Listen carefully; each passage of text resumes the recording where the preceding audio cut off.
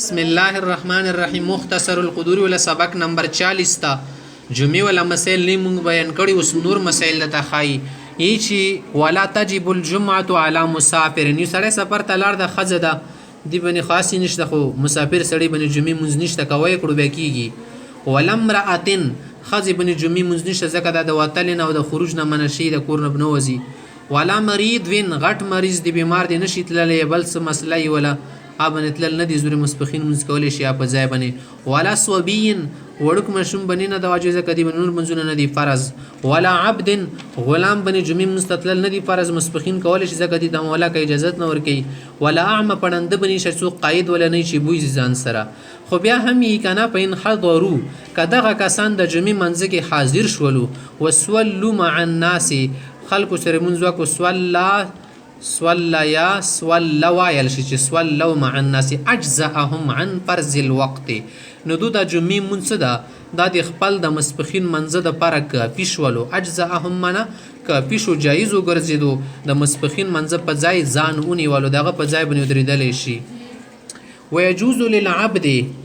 غلام د پاره جایز د والمسافر مسافر د پاره جایز د شي د والمریض مریض د پاره هم جایز ده ای فی الجمعه جمعی منځ کې د امامت کول شي بیمار کسته مخته جمعی منځ کې چاته سید مسافر دی غلام ده خمخته یو مسله خ یومن صلی الظهر فی منزله یوم الجمعه کای سره د مسبخین منځ کور کې وکړلو پاته وته نو یې سواج قبل صلاه الامام امام د جمعی منځ نه د کړه ولا عذر له دي سړی څو عذر نشته کوریه له دي تا کوریه له ذالک د دل مکروه ده حرامه خبره ده ګناه خبره ده وجازت صلات خودی د مسبخین له منځ شوالو پین بداله کورسته به دي تخکارا شويري چې ما خو ځان تاسو منځ کو خلاصه جمعې منځ ته زما ايحضر الجمعه جمعې منځ ته زم فتوجه الیها مغه په روان شو توجه شروع کړله اوس دا خبره ده شکور نه وزي ایدی د مسبخین له منځ په ناپلو باطل بدل شولو کله د په ناپلو بدلی کل منځ کې شریک شي الا دا د تی چې بطلت صلاه الظهر عند ابي حنيفه رحمه الله بالسعي اليها کله چې دا سړی جمعې منځ ته روان شو بس سعی شروع کړله په دې سره د مسبخین منځ باطل شو نقل ته واړي د څلور رکعاته وقال يوسف محمد رحمهم الله صاحبان ملګری وای چې لا تبتلو دیوره د مسبخین منځ نه باطل حتی يدخل مع الامام څو پر امام سره په د منځ کې داخل شوی نه وي خامخته و خبره کوي چې کله د جمعې ورځ وی کسان معذور دي یا نور ځای کې کسان د جمعې منځ ته نه دی لاړ دوی ته پکار ده چې د مسبخین له منځ جمع سره ما کې ځان ته دی وکي ځکه چې یو سره مخالفت را نشي ويكره دا مکروه د ايصلي المعذور الظهر بجماعه چې معذور کسان یو د جمع منځ وکي د مسبخین له په جماعت سره یوم الجمعه جمعې ورځ وکذلك اهل السجن اندشه تجیل کې جلیان دی د جمع له منځ ما کې مسبخین له ځان ته دی وکي خمختی یوم ندرک الامام یوم الجمعه کای سړی د جمعې منځ ته روانو امام وخت المنځ کې رنه اخته شوی دی لګیا دی سول معهما ادرکا کوم المنځ سره ومندي ماغه ور سره وکي وبنا علیه الجمعه بکای المنځ دغه بنی جری کې بنا وکي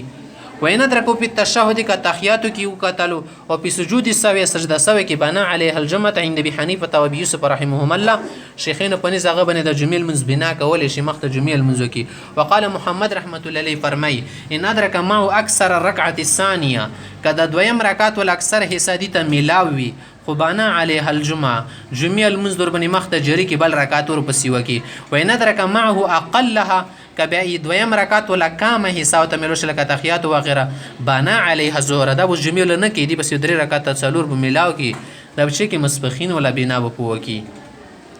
مخته یو بل مسله خی و اذا خرج الامام يوم الجمعه کله جمعې ورځ امام روزي منبر طرف ته ترک الناس الصلاه والكلام خلق به منځونه نفلونه پریدي او خبرې به پریدي خپل منځ کې وغږیږي نه حتی يفرغ من خطبه تر دې چې امام د خطبه او د منځنه فارغ شي وقال صاحبان فرمای لا باس بي يتكلم کچوک ضروری خبره کول غواړي سو پر امام خطبه نه شروع کړي نه دا کس خبرې کول شي ما لم يبدا بالخطبه سو پر امام چې خطبه نه شروع کړي و اذا اذن المؤذنون يوم الجمعه الاذان الاول کله چې جمعې ورځ بني مؤذنین اول اذان وکي د زوال نه رسته ترک الناس البيع والشراء خلق به تجارت خستل او خرڅول به پریدي وتوجه الى الجمعه جمعې طرف ته توجه ورکي غسل وغیره او لمبیدل هم د صفای سترې او تلل فاذا صعد الامام المنبر کله چې امام منبر ته وخیږي جلسه کینی واذن المؤذنون بین یدی المنبر او مؤذن د منبر مخې ته اذان وکي